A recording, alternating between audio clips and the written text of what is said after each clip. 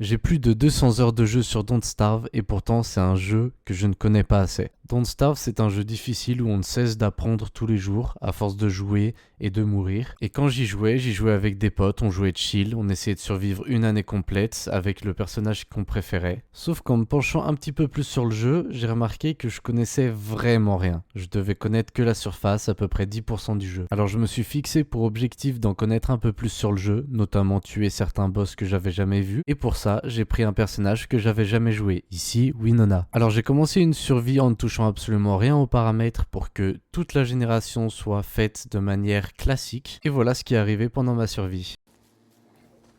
Alors, moi je récupère la viande. Ah, il veut pas nous lâcher lui.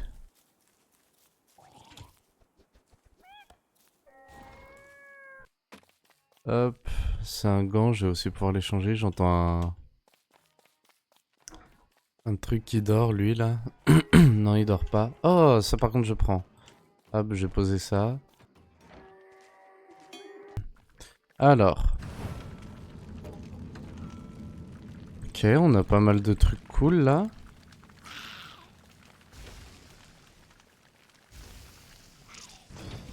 Non! Bon, même si toutes les ressources sont cramées, j'ai récupéré le plus important et vous allez voir, il va nous servir plus tard dans l'aventure.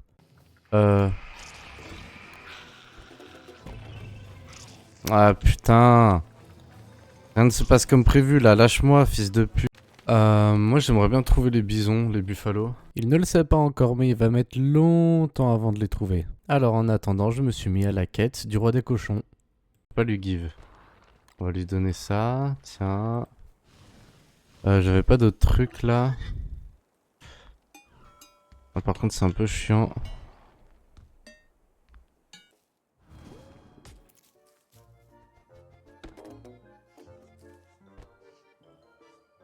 Est-ce que ça je peux le donner? Pour moi c'est rien, je peux le donner là-haut. Non je peux pas, ça doit être important. Je vais le garder, ça je veux le garder. Hop, le cut of poop. C'est vraiment cool les citrouilles, du coup on n'a pas besoin de s'éclairer la nuit. Bon, on va aller farmer un peu. Je vais drop tout ce qui me sert pas. Hop, je fais juste ça en attendant. Il va nous en falloir beaucoup du bois. Ok, on place ça.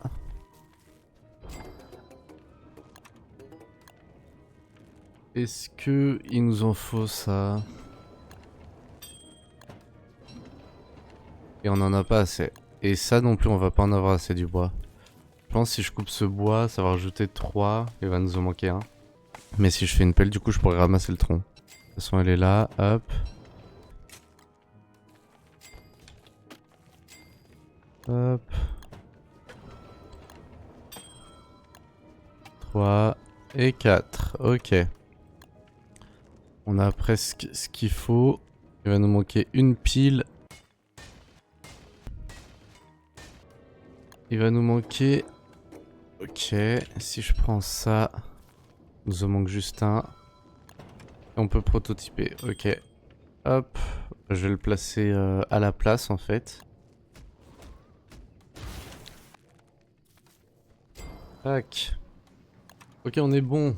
Niveau du feu.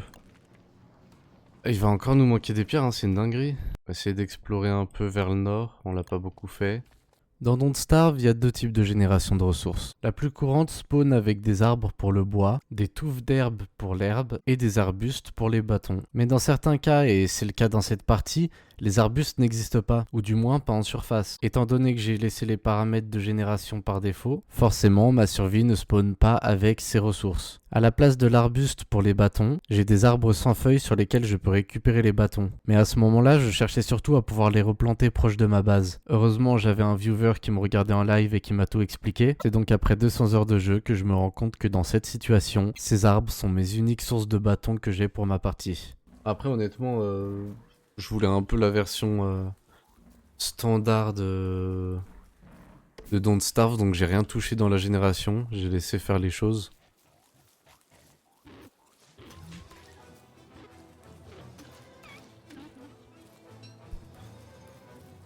Donc logiquement, ça devrait être une aventure plutôt normale. Vous vous souvenez du terrarium que j'ai récupéré plus tôt dans la partie? Ok, on a pas mal de trucs cool là. Alors honnêtement, je ne savais absolument pas à quoi il servait, mais croyez-moi, après avoir fait joujou avec, j'ai compris son utilité. Ça fait quoi ça?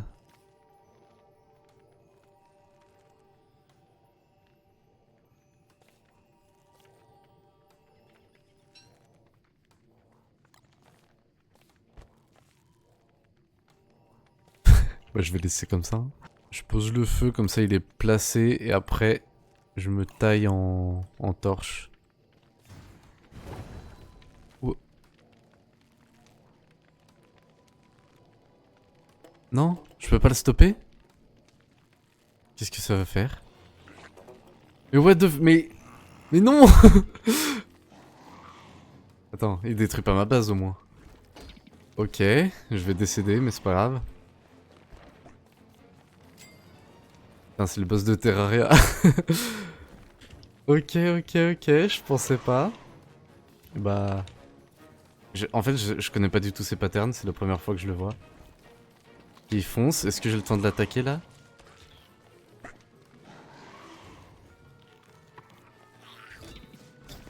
Ah non.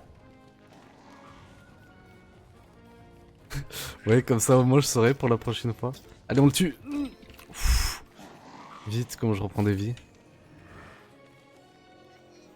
Ah mais il spawn que la nuit. Comme je l'ai dit précédemment, Winona c'est le personnage que j'avais jamais joué dans Don't Starve. Alors je me suis très vite fixé comme objectif de crafter ces machines, et en priorité le projecteur qui permettrait de m'éclairer la nuit sans avoir besoin de feu de camp. Après oh, il y en a juste au-dessus là. Catch. Chou. Et j'y mets comme ça là. Ah bien en vrai hein. Alors...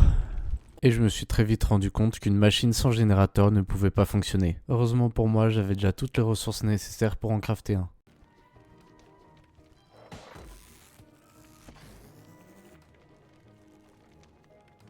Du coup ça son fuel c'est la nitre. J'espère que ça consomme pas la journée vu qu'il est pas allumé. Ok bah... Honnêtement c'est cool. Faut que j'aille enfin faire mon croque-pot là. Parce que sinon je vais rien pouvoir cuisiner.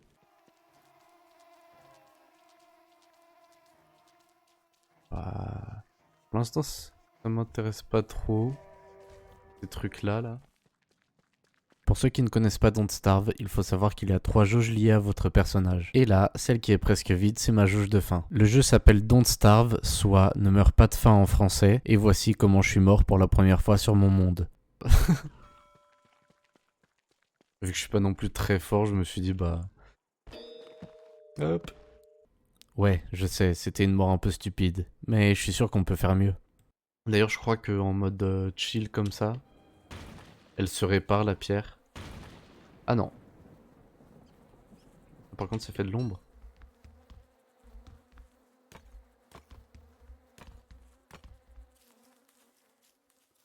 Ok, bon.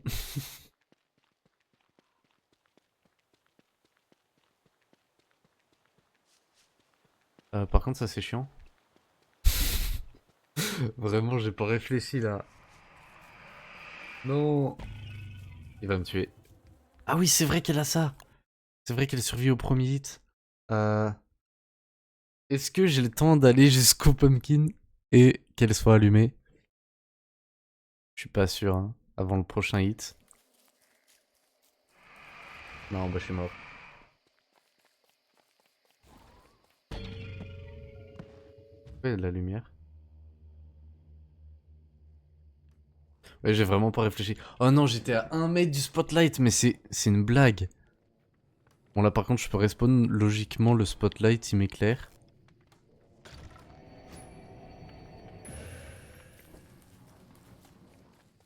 Je crois même que je peux ramasser mon stuff en étant sous la lumière. Non mais c'est une grosse blague. Pour ceux qui n'ont pas compris, quand il fait nuit, il fait noir. Et quand il fait noir, il y a un monstre qui vient nous taper. Ce monstre s'appelle Charlie et il fait énormément de dégâts. Dans ma situation, j'ai un personnage qui permet d'éviter le premier coup, donc de résister un petit peu plus longtemps dans le noir, ce qui m'a permis de me rapprocher de mon campement. Sauf que tant qu'on est dans le noir, Charlie continue à attaquer. Et donc je me suis pris le deuxième coup de Charlie qui m'a tué, à la limite de détection de mon spotlight. 1 mètre plus loin et j'aurais survécu.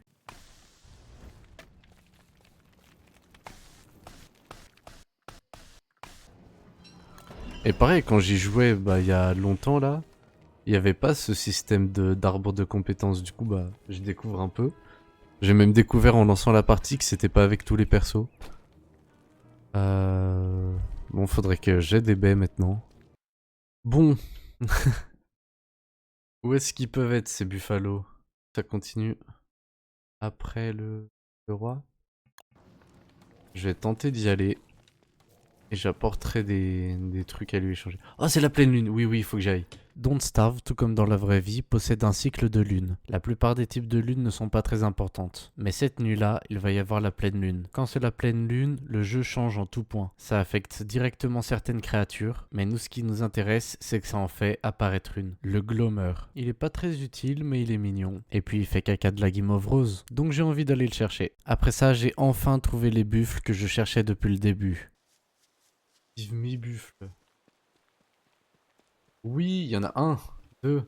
Et enfin, je me suis préparé pour réaffronter le boss. Maintenant que je savais à quoi m'attendre, j'étais prêt. Ah, mais il a toujours les mêmes vies?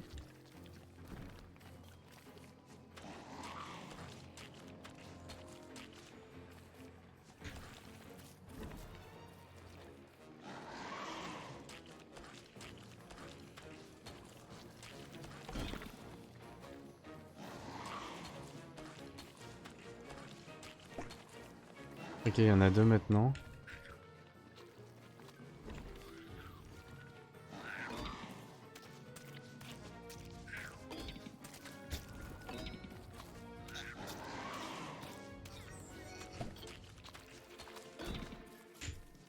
Ok, en fait ça spawn des œufs et j'ai large le temps de les tuer en fait les œufs.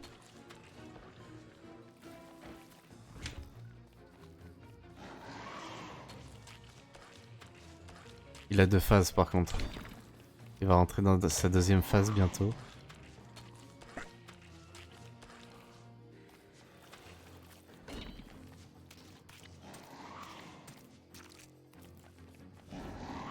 Ouais, deuxième phase. Maintenant il peut attaquer au cac, je pense. Wow. Doucement, doucement. Wow. Le jour se levant, le boss était reparti. Mais j'avais déjà commencé à bien la mocher. Alors ce sera ma quête lors de ma prochaine aventure.